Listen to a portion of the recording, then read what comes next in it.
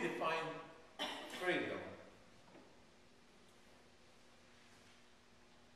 Not having to answer to any, not having to answer to anyone or any authority. Not having to. In other words, you have all the authority but no responsibility. In effect, right?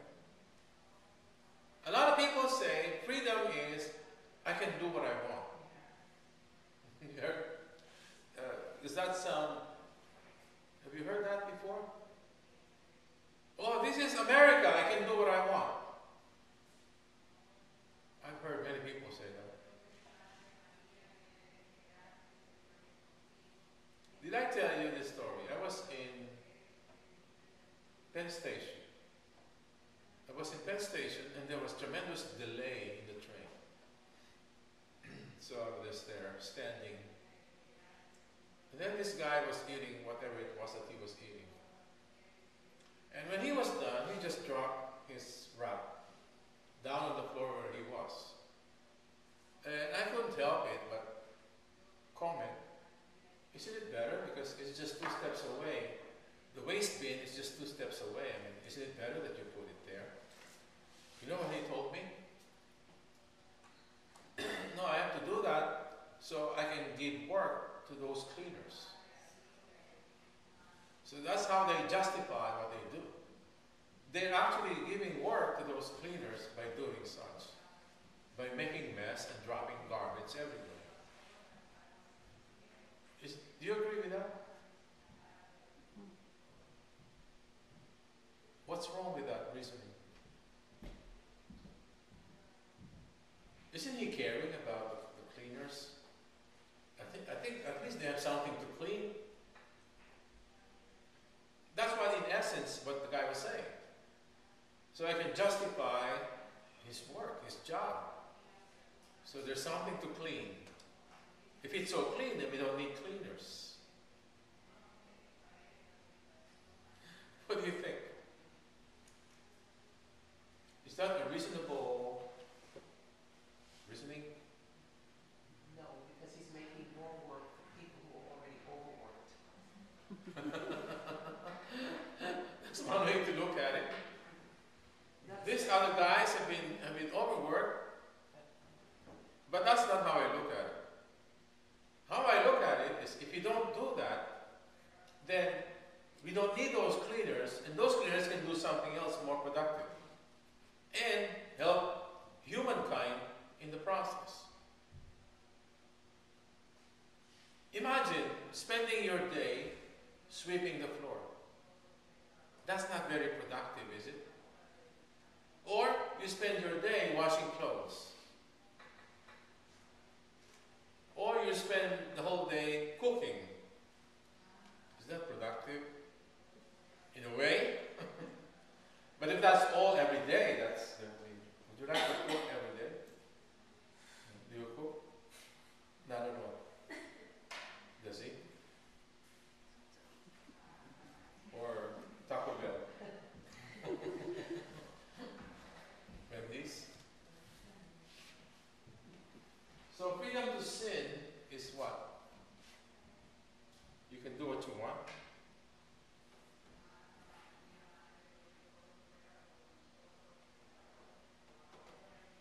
This is exactly what it is.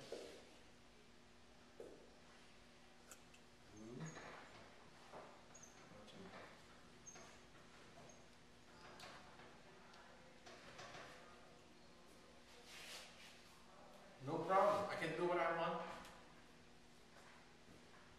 This is almost at the pinnacle of pride, the mountain of pride. And now you're way over the top. The habit of sinning, which means sinning becomes your second nature. You know how come those criminals get caught? How come those criminals, they commit a crime and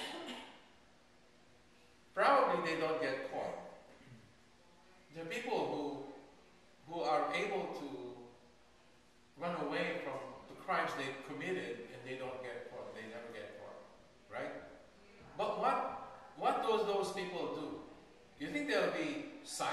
then on? No. They will commit it again. Those thieves, those sexual maniacs, they just keep doing it until they get caught. That's the habit of sin.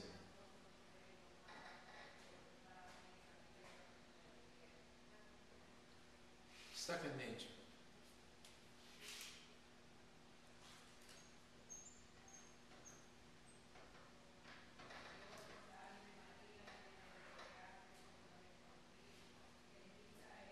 Second nature. So in other words,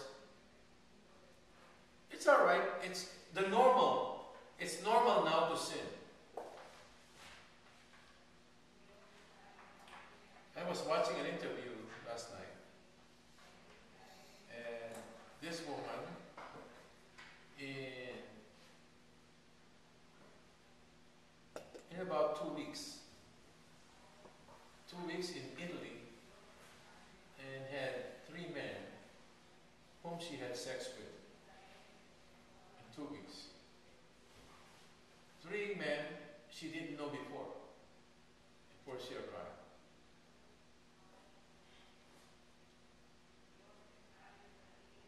So it's like, okay, it's nothing, it's just that.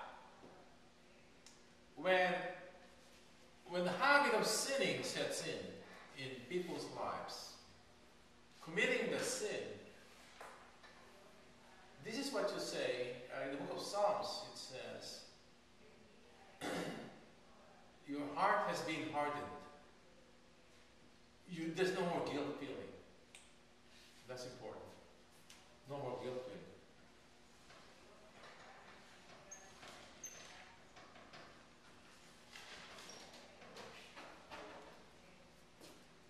There's no more guilt. It's a habit now. It's normal. It's normal. Many of you are driving, right? How would you react if you run over somebody? How would you react? First time you have experienced running over somebody.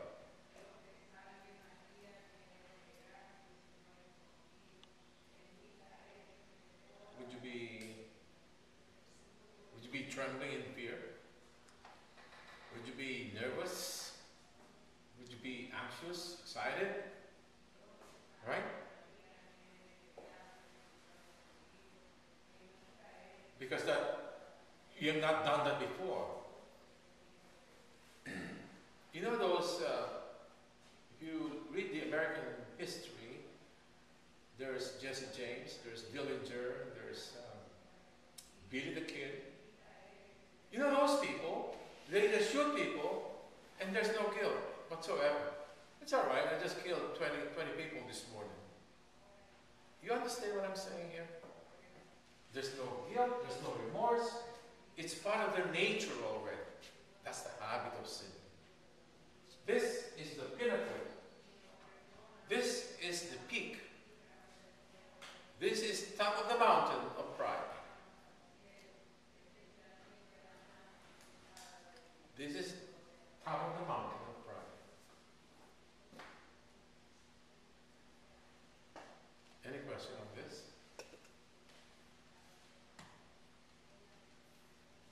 This has something to do with the readings this week. Any question? No?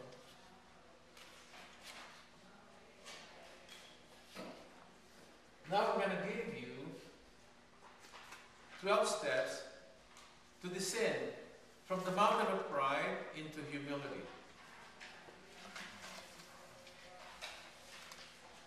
Right?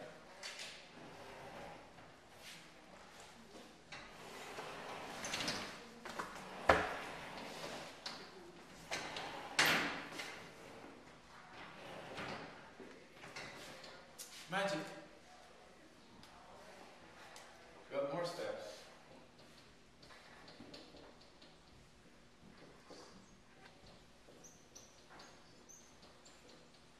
The other side is to go up the mountain of pride. Here we are descending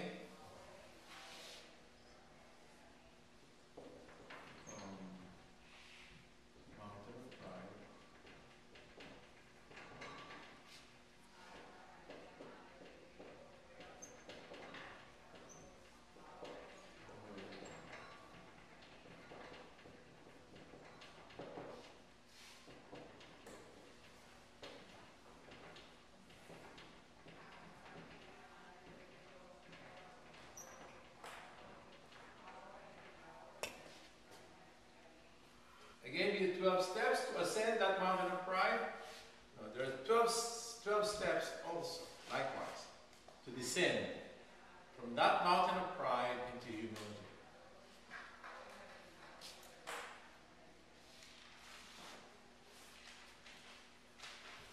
2 months ago, I was talking about fear of the Lord. You remember that? The last time I was standing here, I was talking about fear of the Lord. If you are that peak, you have that habit of sinning, the first step to descend is fear of the Lord. It's the first step. I'm sure you remember what fear of the Lord is.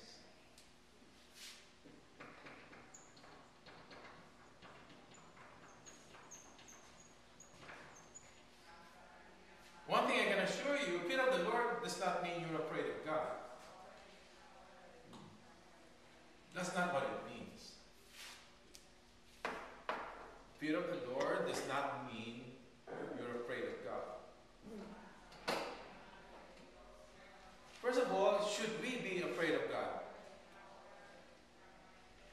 No. No? No. A little bit of both. A little bit of both. Yes, that you disobey him, and you know that you fear him because he himself won't harm you. You will. I understand where you're coming from. Let me ask you. You still have your parents, right? Do you obey your parents, everything they say? Most. Well, sometimes you don't, okay? Let's say you obey everything they say, you follow. Okay, you say most, I'll follow. You follow most of the time. And what is the reason you follow and you obey them? The reason why? Many. One, my grandmother raised me to do that. And two, my grandmother known that throughout the beginnings of the religion in my life that was instilled in church as part of the commandments. Okay. Feels right. There's some sense of reward to it when they say, good job, or some type of gratification from making them happy in something. We can summarize that into this. Most of the time, you obey your parents, in this case also grandparents. You obey them because you know that that is the right thing to do. Yes? You obey them because that's the right thing to do.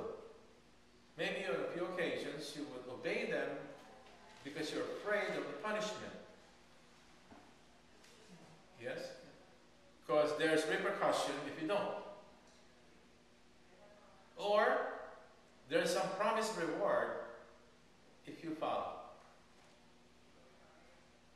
In other words, there is greater inducement to obey than not to. Because first, it's the right thing to do, and second, there's some rewards that you can expect in return. That's the same thing with God.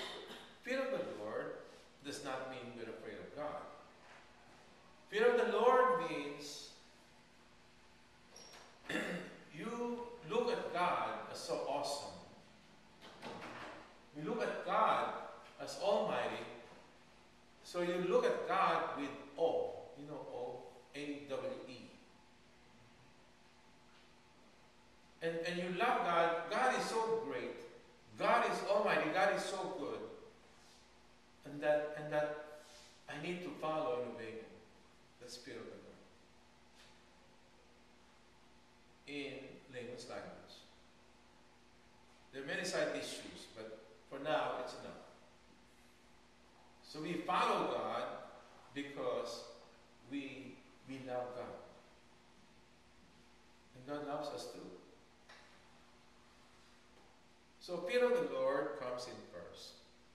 By the way, do you know who gave us this? I forgot to tell you, it's St. Bernard of Clairvaux. He's one of the doctors of the church. St. Bernard of Clairvaux. He was the one who gave us this 12 steps in the other side and 12 steps here. Yes? What if you obey and follow and fear God for a different reason? Like you don't really understand what happens or how He does or what He comes about or the way that things are happen.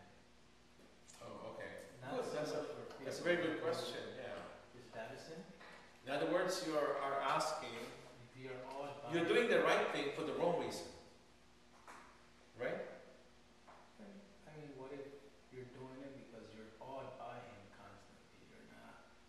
It's not for fear of sinning or for fear, but it's for because you're awed by the things that happen on a daily basis. It's like the more you try to find out, the more awe you get. And the question is, that a sin itself? if what you mean by that is you do the right thing for the wrong reason, it's not necessarily a sin, but it's not a virtue either. It's just happening. In other words, it's just like, let's say I go to a soup kitchen. I saw a politician during the election last year. He went to the soup kitchen and you see him with an apron and he was washing big pots. But there was a camera following him. The reason he went to the soup kitchen is so this camera could take a shot of him while he was in the soup kitchen. It's not because, do you think he came to really help those poor and really help out the soup kitchen? Better ask, did he ever go back there? No. That is just for, so in other words, he did something good, but it's for the wrong reason. The question is that a sin? If it's for the wrong reason, the answer is yes, it's a sin. Now with your example, it's not a sin, although it's not a virtue either. What is missing is that element of you have to do it because that is the right thing to do, and that is what God's will is. That's the missing element. In other words, when we pray, we should always pray that we do the will of God. Remember when Jesus was agonizing in the garden? What was he saying? If you can let this cup pass by me. But then it's not my will, it's your will. What he's saying is, if you would ask me, I'd rather I don't go through this.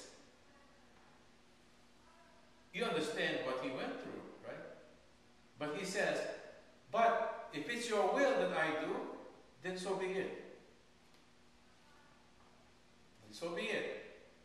So willingly he submitted himself to the will of the Father. And he went through, you know what he went through. The Blessed Mother was 14 years old. You're not 14, right?